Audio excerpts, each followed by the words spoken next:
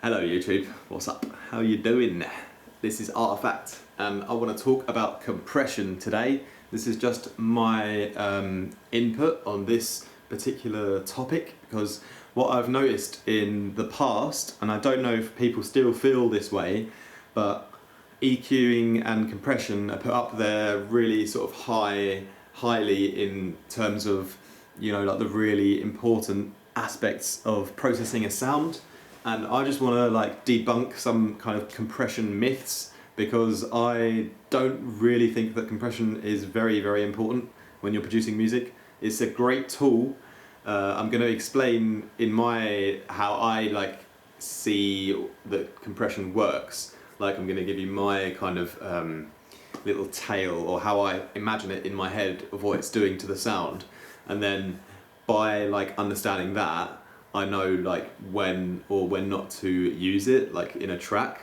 So basically, how I would describe what compression does, it's just like if you've got like a folder on your computer desktop and you compress it to make it like a zip file, right?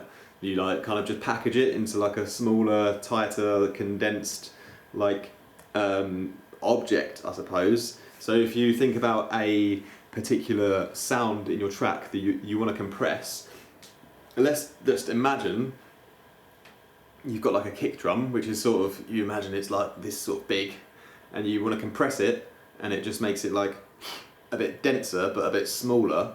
So technically, if you're working on your mix down and you want, because ideally, right, you really want to have all of your different sounds to be heard and have their own sort of breathing room and their own space. So if you compress everything, then you're putting everything in these little packages and you can sort of move them around and slot them around like your like 3D, 4D, whatever square box mixed down world of your track. I think of it always like a room. So you want to like fill up this whole room. Not all the time, because you want to have dynamics, so sometimes there's nothing, then the room's full.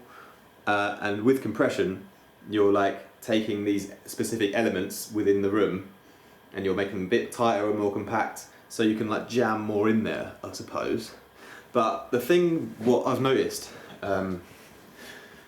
is often done by producers is you place too much emphasis on you have to compress everything, and I think that's just really not true.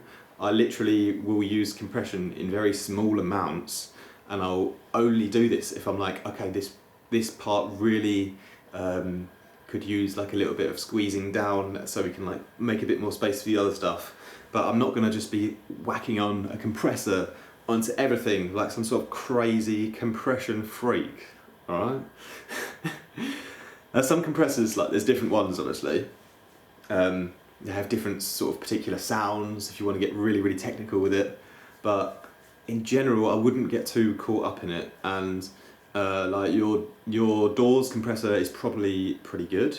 I recommend the Cytomic Glue compressor. It's just the one I've used for quite a while, and I kind of know how it works, and it's quite easy to use and has a quite, you know, effective result, I suppose.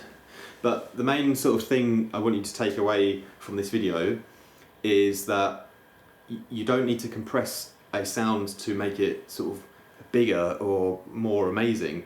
Oftentimes, if you do compress a certain sound too much, then you actually lose that rawness that you had to begin with.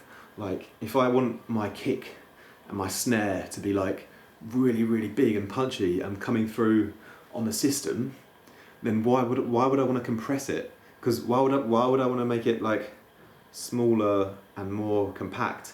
Maybe I just want to have it like as big as I can possibly get it, like with, you know, getting the right volume on it and saturating it and getting the right EQing settings on it.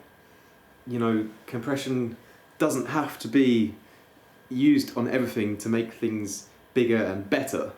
I actually prefer to use compression to put things that aren't so important in like a smaller space in the background, so that the things that are not compressed can have like even more like original flavor vibe to them, you know what I mean? The original sample like shines through unsort of scathed by this horrible, nasty compression that you're putting on it. Just kidding. Sometimes you have like a whole group, like your drums or something. You want to like put a little bit of compression to like gel them all together. Fine, you can do that. You can do that.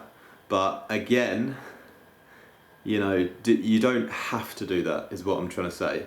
So use compression wisely. Always, always, always just pay attention to how the track sounds and your ears, and like don't care about what anyone else is telling you. Even don't care what I'm even telling you how to produce. Like always rely on your own ears and how stuff sounds. Like that's the number one rule you should always follow. Like this is the only rule that you have to follow, is how it sounds, right?